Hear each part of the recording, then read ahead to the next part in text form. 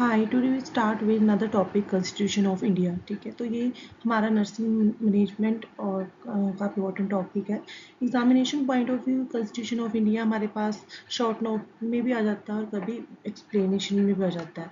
तो हम इसके जो इसके मेन पॉइंट है कॉन्स्टिट्यूशन ऑफ इंडिया, जो आपको मेन पॉइंट लर्न करने हैं जिससे कि आप एग्जामिनेशन पॉइंट ऑफ व्यू लिख सकें, तो हमने वही इसमें मेन डिस्कस किया है जो कि आपके लिए इंपॉर्टेंट है कॉन्स्टिट्यूशन ऑफ इंडिया।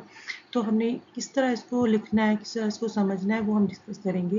तो कॉन्स्टिट्यूशन ऑफ इंडिया, सबसे पहले इसकी हम जो कॉन्स्टिट्यूशन ऑफ इंडिया है क्या चीज़ है, इसके बारे में तो इसकी इंट्रोडक्शन जो है वो हम इसमें डिस्कस करते हैं। तो constitution of India lays down an important framework that Democrats the structure of the political system, power and duties of the government institution and give the people there fundamental right and duties towards the country. ठीक है, तो constitution of India की बात करें तो constitution of India का main काम क्या है, less down the important framework. एक इम्पोर्टेंट फ्रेमवर्क में मतलब एक इम्पोर्टेंट इसकी जो इम्पोर्टेंस है, ठीक है, वो एक फ्रेमवर्क है। फ्रेमवर्क मतलब इसमें कौन कौन चीज़ें इंक्लूड होती है, जो that Democrat the structure of political system, जो कि पूरा पॉलिटिकल सिस्टम को स्ट्रक्चर आउट करता है। जो हमारा पॉलिटिकल सिस्टम किस तरह हमारी पॉलिटिकल गवर्नमेंट चल रही है, ठीक है, इंस्टीट्यूशन इसमें political system, power, duties of government system, institution and give the people there fundamental rights and duty towards the country.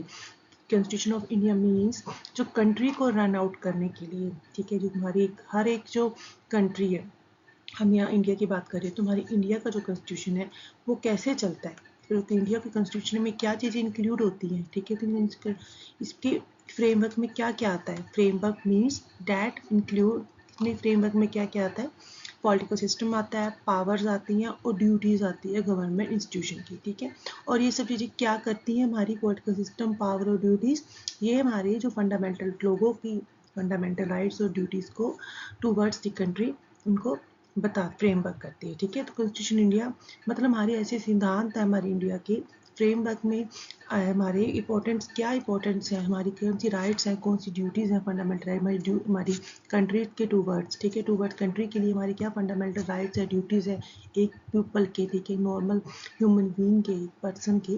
जो जब हमारी पॉलिटिकल सिस्टम हो, हमारी पावर्स हैं, हमारी ड्यूटीज़ और गवर्नमेंट इशूज़ हैं, वो हर चीज़ को कॉन्स्टिट्यूशन ऑफ इंडिया एक ले डाउन करता है। मतलब उन्होंने एक फ्रेमवर्क बनाया है, मीन्स एक रूल्स एंड रेगुलेशन बनाए हैं कि उसके अंदर ही हमारी जो कंट्री है रन आउट करती है। ठीक है, तो कोई भी कंट्री है तो वो अपने वर्कआउट करने के लिए, अपने काम के लिए एक कॉन्स्टिट्यूशन ऑफ इंडिया बनाता है जिसके अंदर हमारे रूल्स रेगुलेशंस होते हैं, दैट इंक्लूड फ्रेमवर्क, जिसमें हमारे के क्या क्या स्ट्रक्चर आते हैं, मतलब क्या क्या मेन पॉइंट आते हैं, हमारा पॉलिटिकल सिस्टम आता है, पावर आता है, ड्यूटीज ऑफ गवर्नमेंट इंस्टीट्यूशन होता है जो कि कंट्री को रन करती हैं।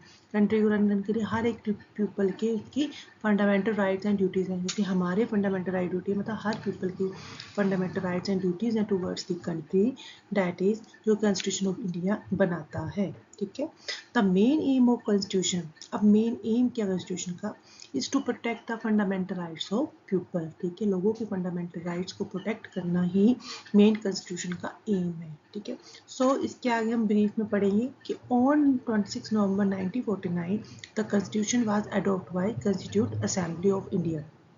1949 में हमारा जो कॉन्स्टिट्यूट असेंबली ऑफ इंडिया जो अडॉप्ट हुआ था। ठीक है, तो ये मेन चीज़ है जो आपने लर्न रखनी है कि 26 नवंबर 1949 को ये अडॉप्ट हुआ था। ठीक है, the constitution declare India a sovereign socialist secular and democratic Republic. ठीक है, तो इस कॉन्स्टिट्यूशन ने ये डिक्लेयर किया है कि हमारी इंडिया क्या है, सॉवरेन सोशलिस्ट सेक्युलर और डेमोक्रेटिक रिपब्लिक है। It ensure that all citizen of the country will get equality, liability and justice. ठीक है, तो सिटीजन मीन कंट्री का कोई भी पर्सन है, सिटीजन है, उसको इक्वलिटी भी है, लाइबिलिटी भी है और जस्टिस भी है। ये इंश्योर है कि कॉन्स्टिट्यूशन के अंदर हमारी इंडिया के अंदर डिक्लेयर है कि हर पर्सन जो है सॉवरेन है, सोशलिस्ट मतलब इंडिपेंडेंट है, सिक्योर है, डेमोक्रेटिक रिपब्लिक है। हर सिटीजन को इतना इंश्योर है कि हर कंट्री, हमारी कंट्री में किसी हर सिटीजन को इक्वलिटी मिलेगी, लाइबिलिटी मिलेगी और जस्टिस मिलेगा। ठीक है,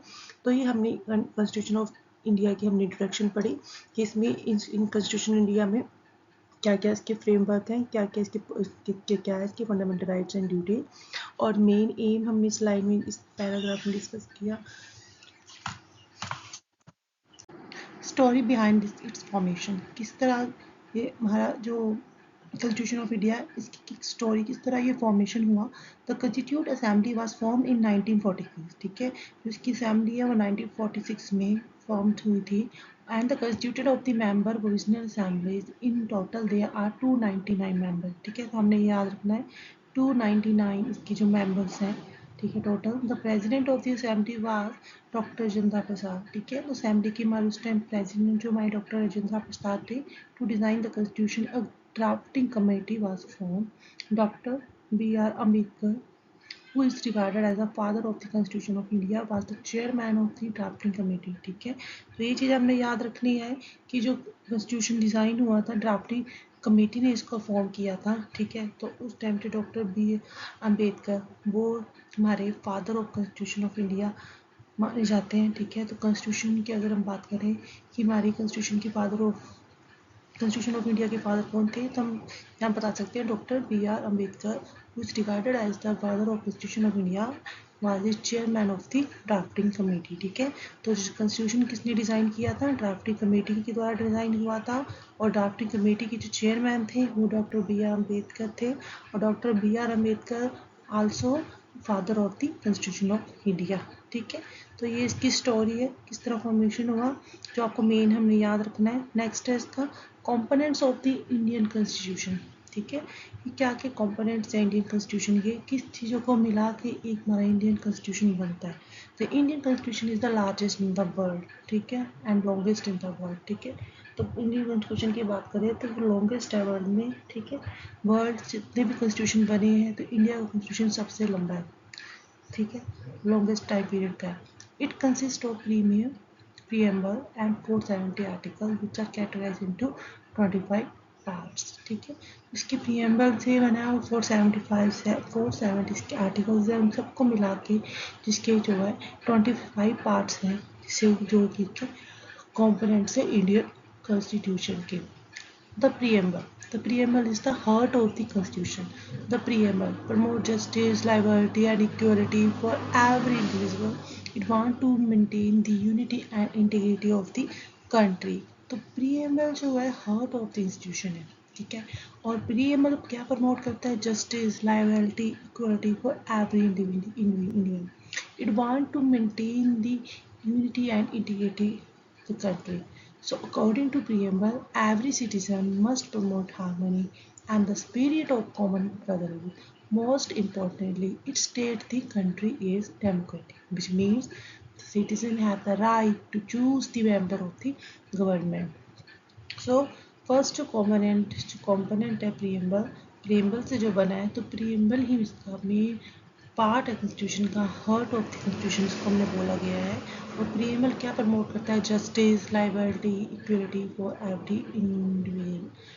it want to maintain the unity and integrity of the country according to preamble every, ठीक है। तो प्रियम्बल के अकॉर्डिंग हर सिटीजन को हारमोनी प्रमोट करता है, spirit of common brotherhood promote करता है, और मोस्ट इम्पोर्टेंटली ये कहता है कि कंट्री जो है डेमोक्रेटिक है, विच मीन हर इंडिविजुअल को अपना राइट है, they have the right to choose the member of the government, ठीक है। ये आ गया इसका प्रियम्बल। नेक्स्ट है इसकी fundamental right. Constitution give every citizen 6 fundamental rights जो हमने डिस्कस करने हैं, ठीक है। तो आपकी मेन इसकी आपको हेडिंग्स याद होनी चाहिए, तभी आप इसके बारे में लिख सकते हैं। फर्स्ट है right to equality. Right to equality means every citizen will get equal right in every field respective of their colour, caste, religion, gender. It ensure that everyone will get equal job opportunities and citizens should not follow orthopods practices such as untouchability and give equal respect to everyone, ठीक है। तो right of equality में हर individual को equal right है किसी भी field में, इन every field, चाहे वो कलर हो, कास्ट हो, रिलीजन हो, जेंडर हो, ठीक है। ये इंश्योर करता है कि एवरीवन, हर किसी को इक्वल जॉब अपॉर्चुनिटी मिले, हर सिटीजन को किसी तरह का ऑर्थोपेक्टिव फॉलो ना करना पड़े, जैसे कि किसी को टच नहीं करना, किसी को इक्वल रिस्पेक्ट नहीं देना, तो हर किसी को इक्वल रिस्पेक्ट देनी है। That is right to equality complete. Next है right to freedom. Right to freedom की बात करें तो India is a democratic country, ठीक है, जो हमने पहले ही पढ़ा प्रीएम्बल में। India is a democratic country where the constitution granted freedom to every Indian.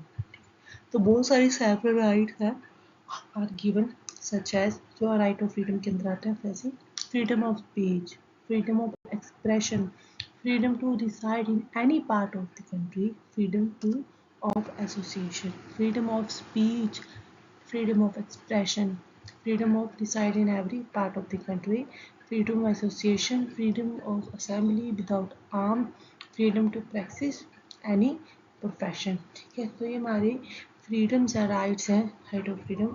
Next है राइट अगेंस्ट एक्सप्लॉयटेशन।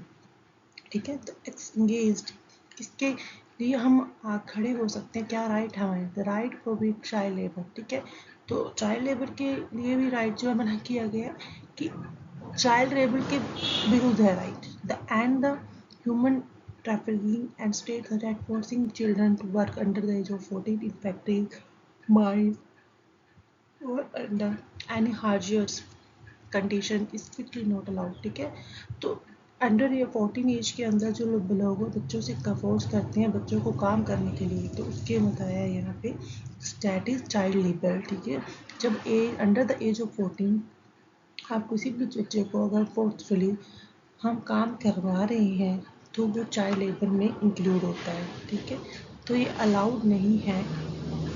सो और हमारे पास यह होता है कि जो फैक्ट्रीज में, माइन में, किसी भी हार्ड डिजीज कंडीशन में कोई strictly allowed not allowed. This rights also state government does not have the power to discriminate against anyone based on the caste, religion, gender और colour. Next, right to freedom of religion. This right implies that India is a secular country where the citizens have fearlessly follow their religion।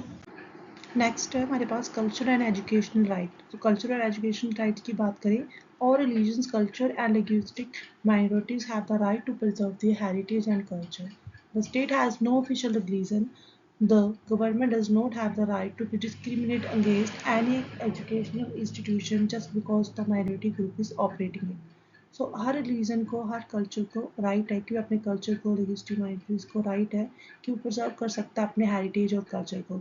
कोई भी state को कोई भी state, the state has no official reason, किसी भी state का कोई official reason नहीं है।